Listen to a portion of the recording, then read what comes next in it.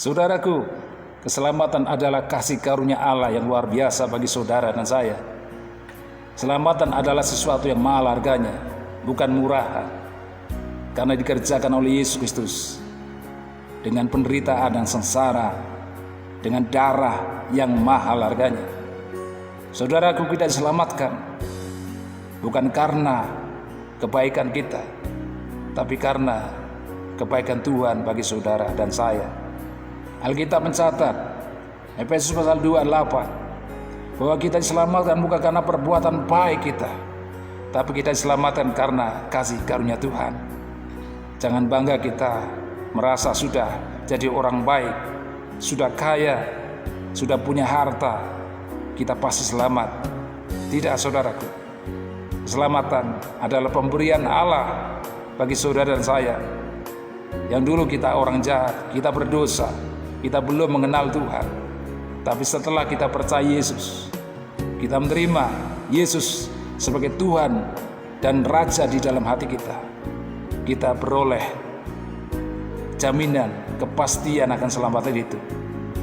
Namun demikian, Alkitab mengajarkan keselamatan bukan hanya sekedar pengakuan di dalam mulut kita, di dalam pikiran kita, di dalam hati kita.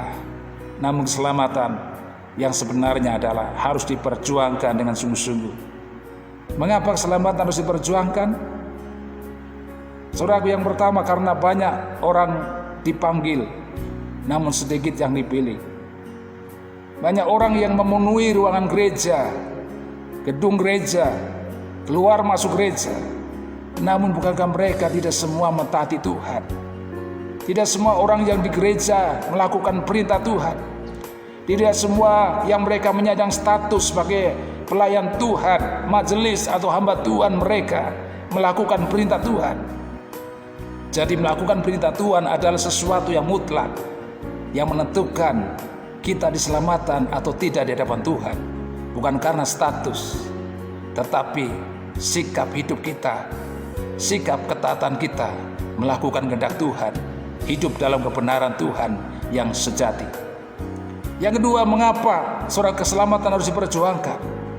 Karena keselamatan harus diperjuangkan karena banyak orang berusaha masuk ke kerajaan surga, namun sedikit yang mendapatinya. Alkitab katakan sedikit yang masuk ke sana. Sekalipun banyak orang berusaha masuk, namun sedikit yang terpilih masuk di dalamnya. Mengapa? Bukankah banyak orang yang ikut Tuhan Yesus, motivasinya tidak benar? Yesus pernah melayani murid-murid Tuhan, memberi makan 5.000 orang. Mereka berbondong-bondong datang mencari Yesus, ingin mendengar pengajarannya. Namun di akhir pengajaran Yesus berkata, maukah mereka mengikut aku? Pikul salib dan sangkal diri. Namun mereka banyak yang meninggalkan Tuhan, tidak siap untuk mengikut Tuhan, tidak siap menjadi murid Tuhan. Mereka mundurkan diri.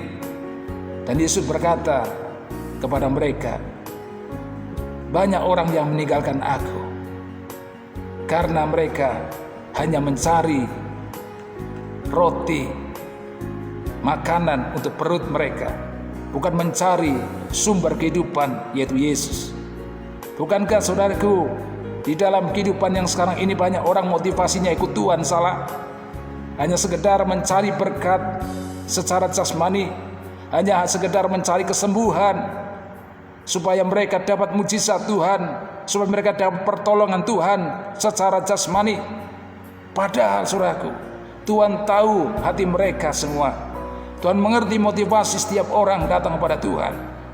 Bukan berarti Tuhan tidak mau menyembuhkan, bukan berarti Tuhan tidak mau buat mujizat buat saudara, bukan Tuhan tidak mau berkati kita, tetapi Tuhan mau kita mengikut Tuhan karena ketulusan hati, karena motivasi yang benar, karena kita cinta Tuhan, karena kita ingin menjadi murid Tuhan yang benar-benar mengasihi Yesus. Yang ketiga, alasan mengapa keselamatan harus diperjuangkan, karena banyak orang akan kehilangan kasih mula-mula. Kasih mula-mula adalah kasih yang awal harus dijaga seterusnya secara konsisten, jangan sampai pudar dalam kehidupan kita. Banyak orang ikut Tuhan di awalnya setia, namun diakhiri dengan tenggelam meninggalkan Tuhan. Banyak orang ikut Tuhan, mereka di awalnya roh, namun diakhirinya dengan kedagingan. Banyak orang mengawali dengan menggebu-gebu melayani Tuhan, namun dalam perjalanannya mereka sudah gagal meninggalkan Tuhan, undur dari Tuhan, meninggalkan Tuhan, berianat dan murtad dari Tuhan. Saudaraku, kasih mula-mula dijaga, jangan sampai pudar. Alkitab mengatakan biarlah roh-roh menyala-nyala dan layani Tuhan. Jangan sampai kerajinan kita kendor, kesetiaan kita kendor, ketekunan kita kendor dalam ikut Tuhan. Selalu semangat dari awal sampai akhir. Kiranya firman Tuhan boleh memberkati kita. Mari kita bersama-sama berjuang keselamatan kita, agar kita beroleh mahkota kehidupan. Amin. Tuhan memberkati saudara.